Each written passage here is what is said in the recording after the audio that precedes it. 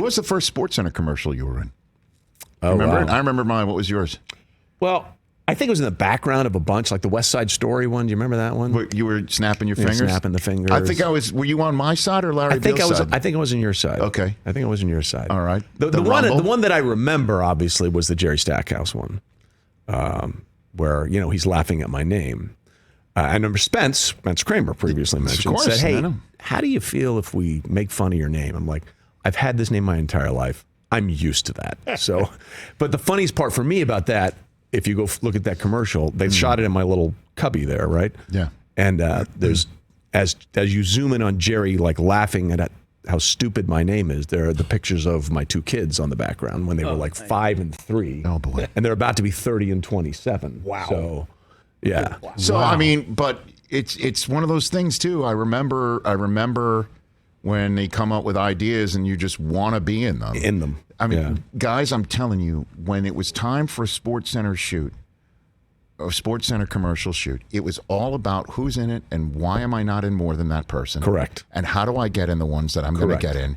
And they had like this book of all the scripts in them, and they would just basically hold them like a poker hand directly to their. They do not want you to see. They didn't want you to see because it was a very they didn't want anybody to know who was in them. And then when they finally start coming out, you'd be like, wait a minute.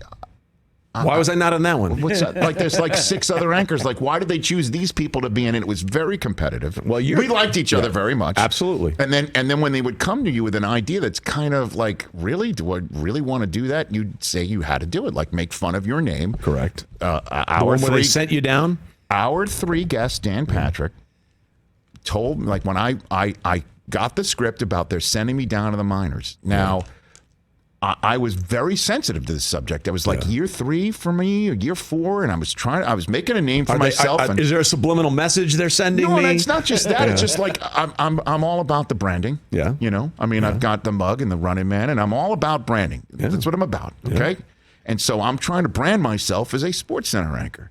Worthy of the chair next to Dan, or when Keith was there next to Keith, when Berman would parachute in next to him. Like, that's what I wanted to do, and I thought I was being successful. So why would I want to have a commercial where I'm sent down to the minors? But see, here's the mental twist. Because we know how good you are, Rich, this won't affect you. Well, right? That's the executive front office spin, right? I didn't get any spin. I went to Dan. Yeah. Because Dan was the one who fronted it. Yeah. Like, he was the one who's like, you just sometimes you gotta sometimes you gotta take a step back, take a step forward. And he fronted the commercial. And he basically told me, he's just like, get out of your head. Yeah. Cut the crap. It's funny. This is a funny spot. You're going to want to do it. Do the spot. And then I did it. And it was great. It's one of the all-time greats, where they send me down to James K. Polk's high school, and and the kids are asking me Mr. Eisen, can you buy us some beer? And it is very, very funny, and I'm glad I did it. But at the time, it was, dicey, man. Your favorite spot of mine was the Lou Duva one. You see the go in the back there, my Kid Eisen, Kid Eisen silk right that was there. On Absolutely. Lou Duva's shoulders, or on the back of the chair in the green room. The facial expression when you sip the tea is just perfect. You know who was not very happy about that spot? Take a guess who wasn't happy about that spot. I can probably imagine. Take a guess. Go ahead and say it. I'll confirm it. Stewart? Correct. There you go. Yeah. Stewart wasn't that thrilled about it because he was just window dressing. And I was the guy. I had the lines. I had the laugh lines. And Stewart would just have to sit there and just be the prop. And Stewart's not happy about that. He was not a prop guy. At all. No, not a prop he's guy. In one. I mean, this was after he did with Kenny the commercial with Kobe. Yep. And Keyshawn. And Jason Williams. Jason Williams. And those are great spots. Yeah. And Stewart's now just got to... Stewart's like, so I got anything... And Stewart would just be like, so I'm just sitting here? Yeah. The number of times he would look at them and say, so I'm just sitting here. Yeah.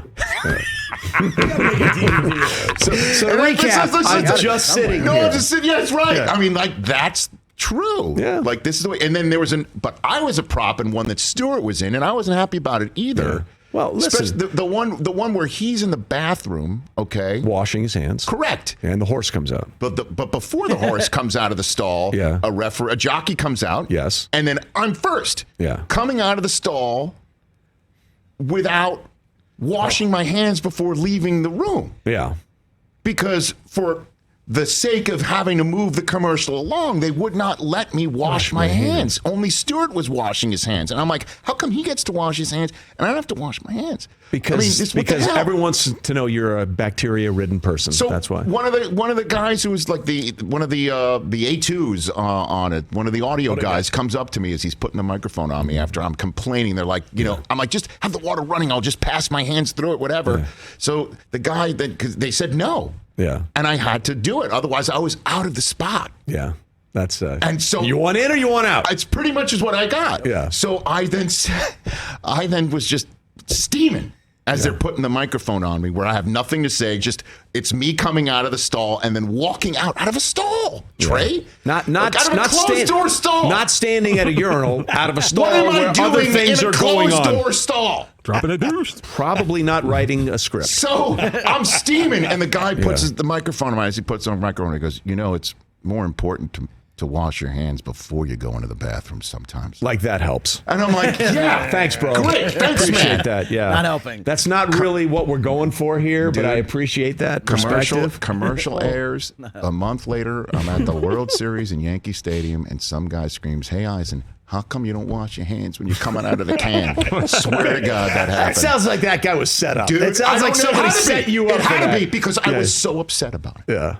Yeah, there were a few of and those. Stewart was kind of like laughing the whole time because he knew I was steaming about it. Yeah. And maybe he's thinking, back in that Lou Duva commercial, they should have given me a line.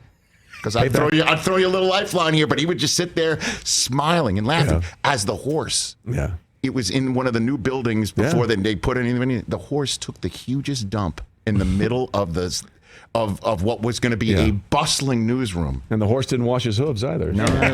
Ladies and gentlemen, Trey Wingo. Thank you. Hey, you watched all the way to the end. Thanks for that. Watch more right here.